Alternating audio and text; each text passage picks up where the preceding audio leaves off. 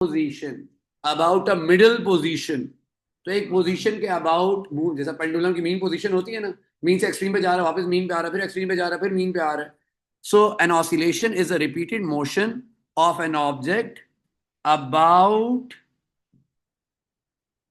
about an equilibrium position, about an equilibrium position, about an equilibrium position। तो for example बेटा हमारे पास ये पेंडुलम है। This position of the pendulum is called the equilibrium position, the mean position. ये mean position कहते हैं, और we can call it the equilibrium position. यहां से यहां जाएगा, this position is called, height वाली पोजीशन क्या कहते हैं हम? Extreme position. This is the extreme position. And what about this, the other extreme position. तो ये भी क्या है? एक्सट्रीम पोजीशन है हमारे पास। So oscillation is a repeated motion of an object about an equilibrium position। तो हम स्टार्ट करते हैं मैक्स से, इक्विलिब्रियम पे आते हैं, फिर मैक्सिमम पे जाते हैं, फिर इक्विलिब्रियम पे आते हैं, मैक्सिमम पे जाते हैं। बार बार हमारा एम्पलीट्यूड चेंज हो रहा है, डिस्प्लेसमेंट चेंज हो रही है। ओके, अब बेटा सबसे पहली बात, ये तो हो गया ऑसिलेशन, रिपीटेड मोशन, या the motion which repeats again and again, the repetitive variation of time and displacement. बिल्कुल सही है। तो एक तो ये बेटा हमारे पास बात होगी। अब हमें एक तो पहली बात है इसकी प्रॉपर डेफिनेशन, जब आएगा डिफाइन ऑसिलेशन, तो प्रॉपर डेफिनेशन क्या लिखनी होती है? ये तो बिल्कुल जर्नल से हमने अपने समझने के लिए बात लिख ली कि oscillation is a repeated motion of an object about the equilibrium position. ये प्रॉपर डेफिनेशन नहीं। प्रॉपर डेफिनेशन लिखने के लिए बेटा जो पेपर में डिफाइन हमें करना होता है ऑसिलेशन को, वो हमें थोड़े से अपने टेक्निकल वर्ड्स यूज करने होते हैं।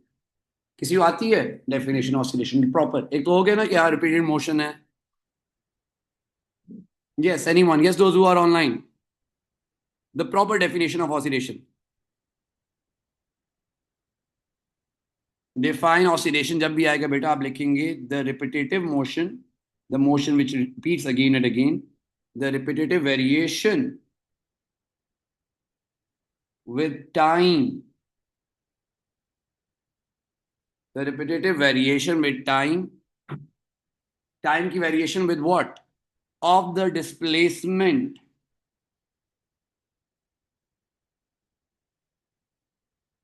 the repetitive variation with time of the displacement x। displacement को हम x से represent करते हैं और time को हम t से represent करते हैं। the repetitive variation with time of the displacement x of an object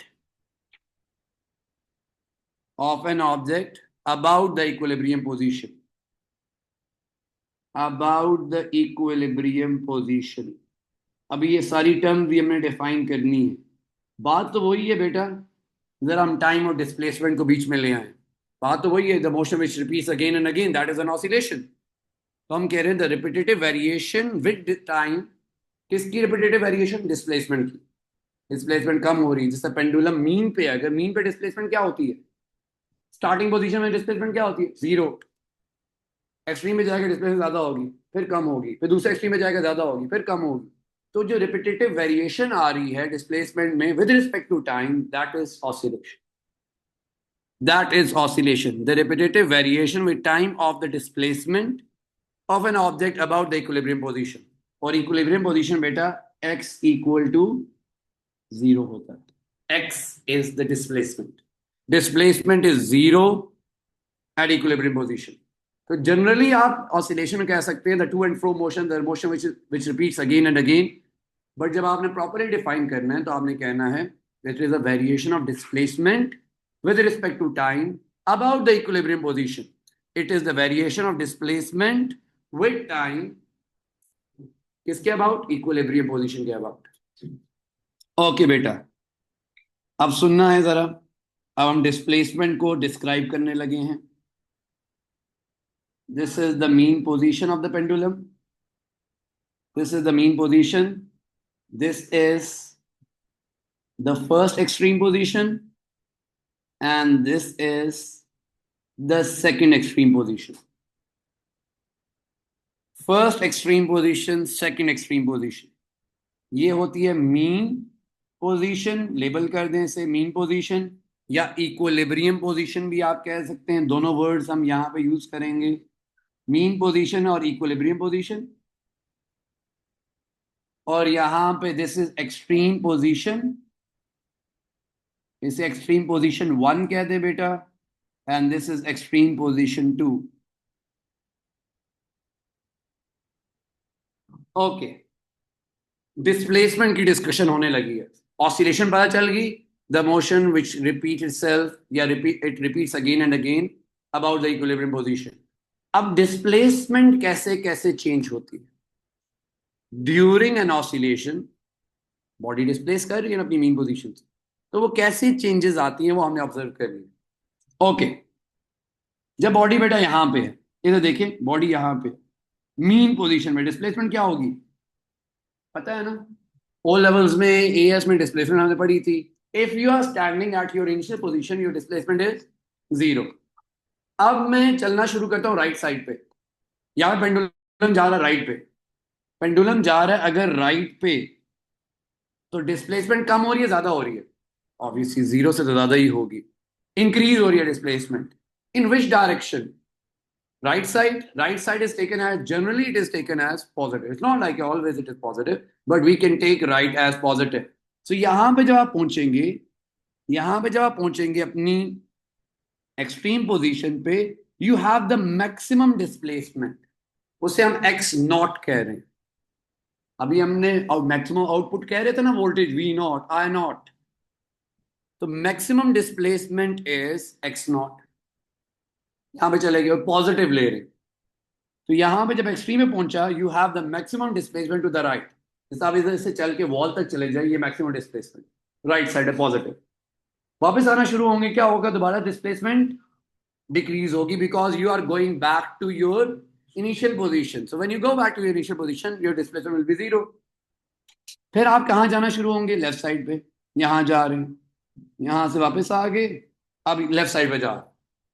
Now your displacement will increase again, but in the opposite direction, and it will be represented with a negative sign. This will be x minus x naught. है वही displacement की value same है, but the negative sign is representing the opposite direction.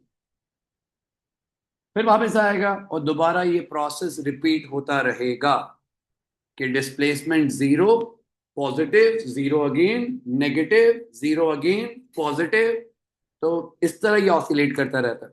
तो during oscillation बेटा displacement ऐसे change होती है। अब सिर्फ इतनी बातों से हमने गुजारा नहीं करना, हमने इसे ग्राफ पे रिप्रेजेंट करना, और ग्राफ कैसा होगा वो ग्राफ आप पहले देखा हुआ है, अभी एसी में भी देख के आए, sinusoidal wave, yes, sine function आ गया। जब आप मीन पोजीशन पे हैं, मीन पोजीशन बेटा डिस्प्लेसमेंट टाइम ग्राफ ड्रॉ करने लगे, क्योंकि डेफिनेशन में जब आपने कह दिया कि repetitive change in the display, repetitive आपके पास क्या है, वेरिएशन है, चेंज है डिस्प्लेसमेंट में विद रिस्पेक्ट टू टाइम। अब हम उसे देख भी लेते हैं, डिस्प्लेसमेंट टाइम ग्राफ है हमारे पास, मीन पोजीशन पे है वेरा बेटा, we are at mean position, what is our displacement at mean, 0, yes, so it means your graph will start from, if we start measuring displacement from the mean position, तो mean पे 0 time पे displacement क्या है, 0। अच्छा, एक और चीज oscillations में जो भी मेजरमेंट्स ली जाती हैं बेटा, स्पेशली इन पेंडुलम, कहाँ से ली जाती है, देखिए मीन पोजीशन से मूव करना तो शुरू नहीं करता ना, मूव करवाने के लिए पेंडुलम को कहाँ डिस्प्लेस करना पड़ता है, एक्सट्रीम पे लेके जाना पड़ता है, वहां से छोड़ना पड़ता है, फिर मीन पे आएगा। पहली डिस्प्लेसमेंट तो वो होनी चाहिए, लेकिन बेटा जब भी time period, frequency, amplitude, displacement जब भी देखते हैं, मीन से देखते हैं, आपने अपनी वैल्यूज को मेजर करना स्टार्ट करना है जब वो पेंडुलम आपने एक्सट्रीम से छोड़ा, नीचे आ रहा है, नीचे आ रहा है, नीचे आ रहा है, जब मीन में पहुंचा स्टॉप वॉच ऑन कर दे, वहां से आपने टाइम मेजर करना शुरू करना। क्यों वहां से मेजर करना शुरू करते हैं, क्योंकि पेंडुलम हमेशा अपनी उसी एक्सट्रीम पोजीशन पे वापस नहीं जा रहा होता, नहीं जा रहा होता है ना, क्योंकि आइडियल पेंडुलम जाता है, नॉन आइडियल तो जाते ही नहीं है। तो हर बार आपकी हाइट वेरी कर रही होगी, मीन पोजीशन आपकी हमेशा वही है। तो आपने डिस्प्लेस करके वहां पे लेके गए, यहां से आपने मेजरमेंट्स नहीं स्टार्ट करनी। आप एक्सट्रीम पोजीशन पे ले गए, यहां से मेजर करना स्टार्ट नहीं करेंगे। स्टार्ट कब करेंगे? जब वो आएगा मीन पे। अब यहां से स्टार्ट, मीन के गया एक्सट्रीम पे, फिर वापस मीन पे, फिर एक्सट्रीम पे। तो ऑसिलेशन मीन कैलकुलेशन मीन से स्टार्ट करिए, मीन पे एंड करिए। तो अभी हम स्टार्ट, डिस्प्लेस तो आपने ऑलरेडी किया हुआ था। स्टार्ट कहां से कर रहे हैं? मीन से। मीन पे डिस्प्लेसमेंट क्या होती है? जीरो। मीन पे डिस्प्लेसमेंट जीरो होती है। अब क्या होगा डिस्प्लेसमेंट? जब आप राइट साइड पे जा रहे हैं, पहले मैं राइट पे लेके जा रहा हूँ, राइट पे जा रहे हैं, तो डिस्प्लेसमेंट क्या हो रही होगी? इंक्रीज हो रही है, इंक्रीज हो रही है, इंक्रीज हो रही है। और जब आप एक्सट्रीम में पहुंच गए, मैक्सिमम वैल्यू, फिर जब मैक्सिमम वैल्यू पे पहुंच गए, मैक्सिमम वैल्यू क्या है हमारी? हमारी मैक्सिमम वैल्यू है x not, positive x not.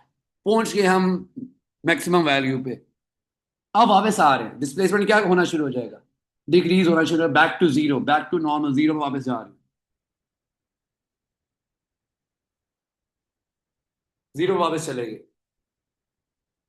तो ये वापस मीन पे आ गए। यहाँ मीन से ही स्टार्ट किया, एक्सट्रीम पे गए, वापस मीन पे आ गए बेटा। अब क्या होगा? दूसरी साइड की बारी है। आप यहां से स्टार्ट किए, यहां पे गए, यहां पे वापस आ गए। अब जा रहे हैं अब यहां पे। अब आएगी आपकी वैल्यू, डिस्प्लेसमेंट इंक्रीज हो रही है but on the negative side, and then back to normal. यहां पे आपके पास जो वैल्यू आ जाएगी,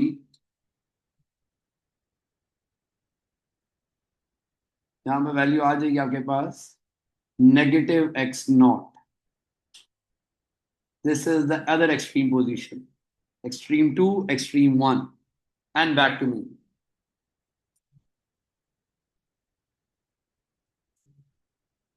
ठीक हो गया बेटा ये?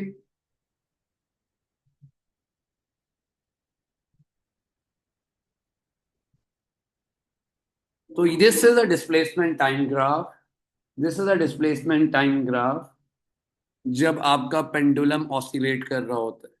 तो you can see it's just like a sinusoidal wave. Sine function भी ऐसा ही होता है, साइन 00, साइन 91, साइन आगे चल के हमारे पास क्या, 180, देन 270 -1 एंड 360 अगेन। उसी तरह ऑसिलेट कर। ठीक होगी ये बात? तो ये डिस्प्लेसमेंट पेंडुलम की ये होती है।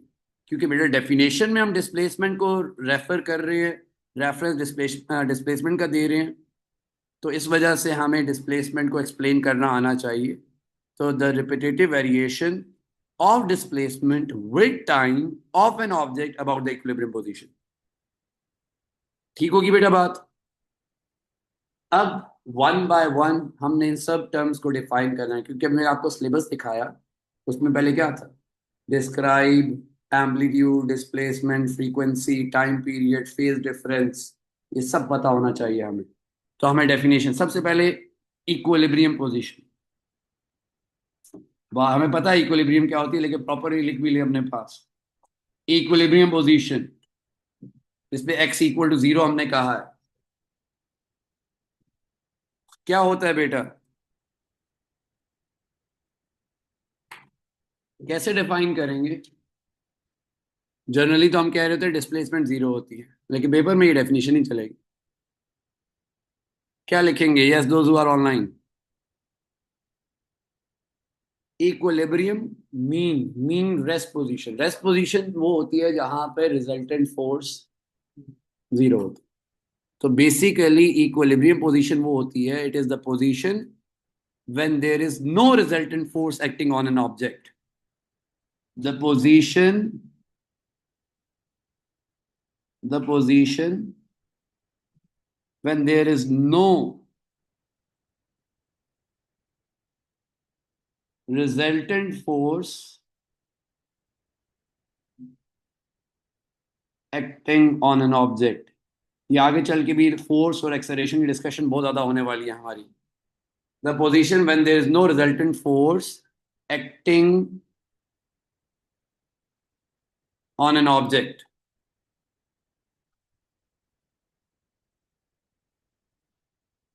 ठीक होगी बात? सेकंड डेफिनेशन बेटा, डिस्प्लेसमेंट, जिसे आप एक्स से रिप्रेजेंट कर रहे हैं, डिस्प्लेसमेंट क्या होगा? Displacement, it's a distance of a point from its equilibrium position. Yes, displacement of a wave is displacement of a wave is distance of a point, distance of a point कहां से? Displacement of a wave is the distance of a point on the wave from its equilibrium position,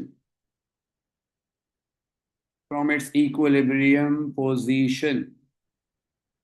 ये आपने waves में बेटा ये बातें की नहीं है, वेव्स से भी लास्ट ईयर आपको पता है कि डिस्प्लेसमेंट क्या होती है, वही है, उसी तरह ही डिस्क्राइब कर रहे हैं हम. ये वेव है बेटा आपके पास, डिस्प्लेसमेंट टाइम ग्राफ है. तो डिस्प्लेसमेंट क्या होगी कि आप मीन से कितना दूर हैं, ये डिस्प्लेसमेंट है. और मैक्सिमम डिस्प्लेसमेंट को हम क्या कह रहे होते हैं? एम्पलीट्यूड कह रहे होते हैं. डिस्प्लेसमेंट तो कहीं भी हो सकती है, ये भी डिस्प्लेसमेंट है, ये भी डिस्प्लेसमेंट है, ये भी है, ये भी है, ये भी है, सारी डिस्प्लेसमेंट है. But the max displacement is called amplitude. Okay, साथ बेटा एक और बात लिख लेना, it is a vector quantity, क्योंकि हमें डायरेक्शन बड़ी इंपॉर्टेंट है हमारे लिए. It is a vector quantity. It is a vector quantity and it can be positive or negative. Can be positive.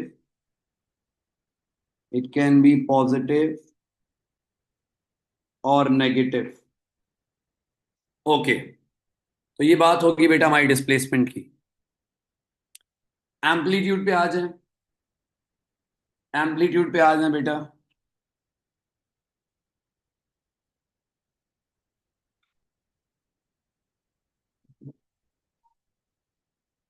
Amplitude पे आ जाए.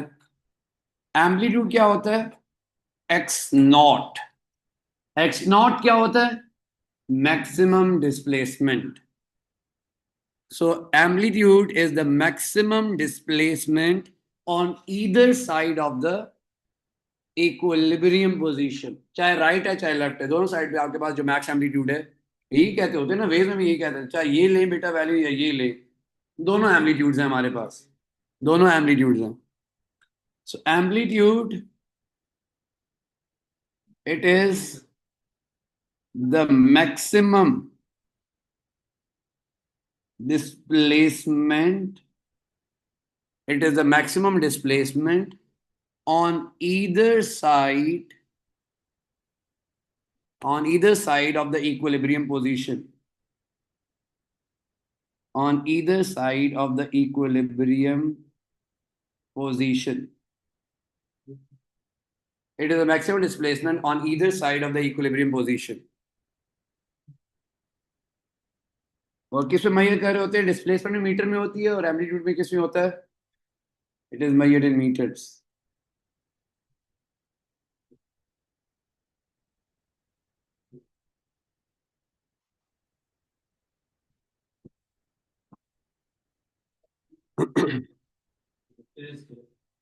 डायरेक्शन नहीं है इसमें, मैक्स वैल्यू होती है, स्केलर.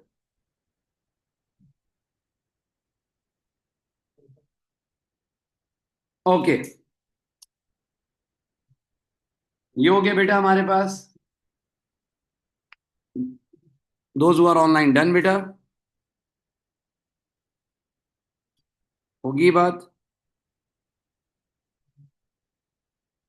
ओके, अभी जो बेटा ग्राफ ड्रॉ किया है, हादी बेटा देख लें जल्दी से. अभी जो मैंने ग्राफ ड्रॉ किया, कौन सा ग्राफ था? Displacement time graph. Displacement time graph से एक तो डिस्प्लेसमेंट पता चलती है, दूसरा पता चलता है हमें एम्पलीट्यूड, तीसरा पता चलता है हमें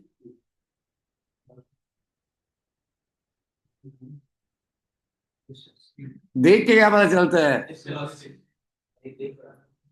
velocity. Displacement time graph, velocity कहां से आ गई?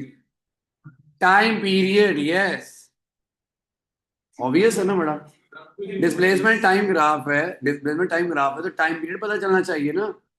तो बेटा ये वेज में यही बातें की हुई हैं हमने। डिस्प्लेसमेंट टाइम ग्राफ होता है तो टाइम पीरियड पता चलता है, और डिस्प्लेसमेंट डिस्टेंस ग्राफ होता है तो वेवलेंथ पता चलती है। याद है डिस्टेंस अगर हॉरिजॉन्टल होता है ना डिस्टेंस, तो वो वेवलेंथ बता रहा होता है क्रस्ट से क्रस्ट तक, क्रस्ट से क्रस्ट तक जो डिस्टेंस होता है। सो बेटा नेक्स्ट जो टर्म हमें पता होनी चाहिए that is time period.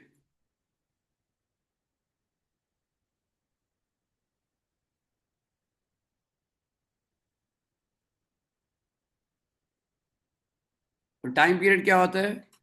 Time taken for one complete oscillation, yes, one complete oscillation. Mean से स्टार्ट किया, एक एक्सट्रीम पे गए, वापस मीन पे आया, दूसरी एक्सट्रीम पे गए, वापस मीन पे आए, ये वन कंप्लीट ऑसिलेशन है। वन कंप्लीट ऑसिलेशन क्या है? यहां से स्टार्ट किया, यहां गए, वापस आए, यहां गए, वापस आए, ये एक ऑसिलेशन। इसे जितना टाइम लगा वो क्या हो गया? Time period. बेसिकली ये जो टाइम आ गया आपके पास, ये टाइम पीरियड है, ये टाइम पीरियड है आपका। So time taken to complete one oscillation, time taken to complete one oscillation, time taken to complete one oscillation is called time period. इसे यहां में लेबल भी कर लें, डिस्प्लेसमेंट टाइम ग्राफ है हमारे पास। The graph is like this. So ये जो बेटा टाइम है, this is time period.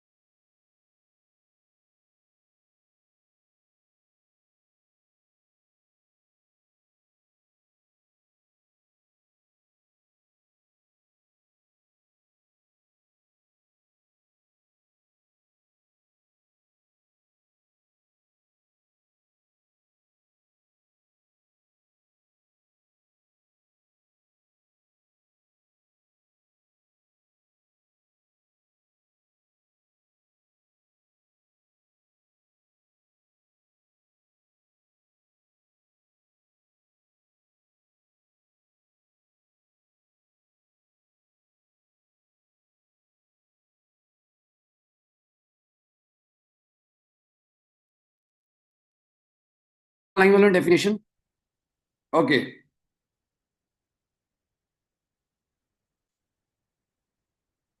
Okay, time period का फॉर्मूला क्या होता है जल्दी से मुझे बता दें। 1 आवर, 1 आवर फ्रीक्वेंसी होता है। और दूसरा क्या फॉर्मूला था टाइम पीरियड का? 2 pi by, no, T is equal to pi by T. 2 pi over omega, omega is equal to pi by T होता है। 2 pi, T is equal to pi by omega. Omega angular, T time period हो गया हमारा, T time period हो गया बेटा, और omega is angular frequency, angular frequency in case of circular motion.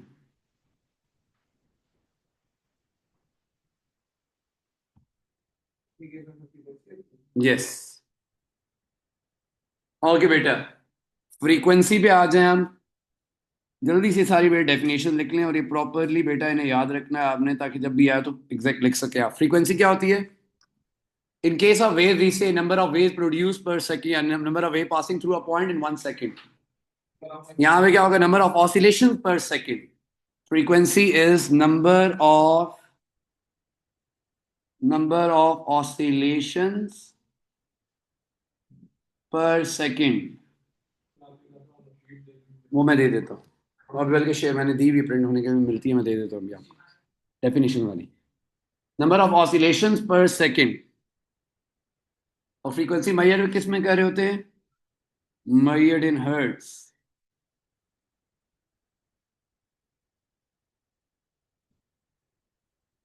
या दूसरा यूनिट क्या होता है? किलो हर्ट्ज नहीं होता। इसके अलावा फ्रीक्वेंसी का second inverse, yes, second inverse होता है ना। ओके, वो एंगुलर, कभी एंगुलर पे आ रही है, सिंपल फ्रीक्वेंसी हमने डिफाइन की, एंगुलर फ्रीक्वेंसी पे आते हैं। एंगुलर फ्रीक्वेंसी ये ऑलरेडी बेटा हम डिस्क्राइब कर चुके हैं। Angular frequency, angular velocity.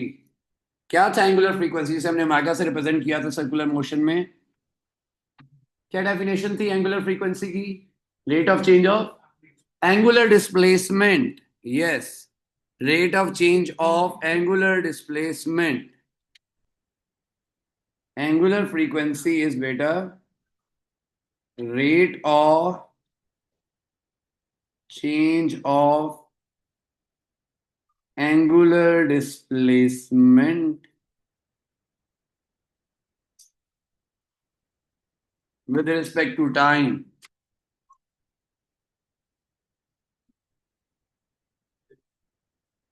With respect to time, तो इसका फॉर्मूला क्या था? Omega is equal to 2 pi by f, sorry 2 pi by t, and omega is equal to 2 pi F.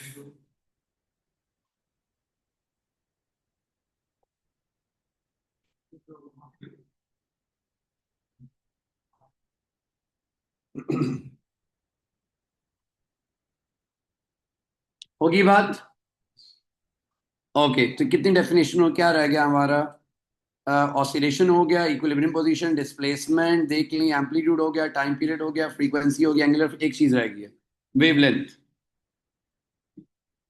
Wavelength, wavelength displacement time graph में नहीं होती। Wavelength displacement time graph में नहीं होती। वेवलेंथ कहां पे होती है? डिस्प्लेसमेंट डिस्टेंस ग्राफ में।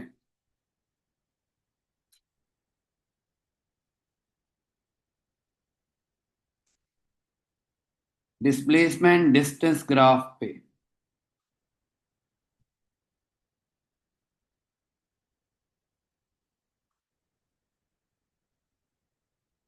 तो इन टर्म्स ऑफ वेव तो हमें पता है, लेंथ ऑफ वन वेव या distance between two consecutive crest और ट्रफ्स, वो हम कह रहे हैं two in phase points. Wavelength in case of oscillation क्या होगी, कैसे डिफाइन करेंगे? Distance between, very good, distance between या length of one complete oscillation. Length of one complete oscillation measured between two same points, two extreme position। तो बेटा यहां पे wavelength होगी बेटा length of one complete oscillation. ये complete oscillation है, यहां तक ये कंप्लीट ऑसिलेशन है, this is wavelength. Length of one complete oscillation, length of one complete oscillation, and it is measured in, it is measured in meters।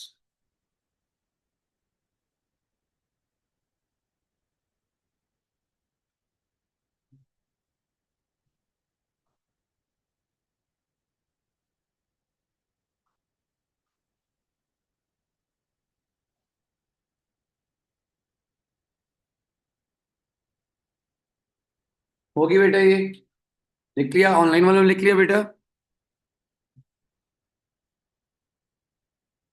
तो ये बेटा आपको सारी डेफिनेशंस काइंडली आपने माइंड में रखनी है, क्योंकि ये अगर आगे सिंपल हार्मोनिक मोशन में यही सारी बातें हमने बार बार एक्सप्लेन करनी होंगी, स्पेशली बेटा डिस्प्लेसमेंट एंड एम्पलीट्यूड।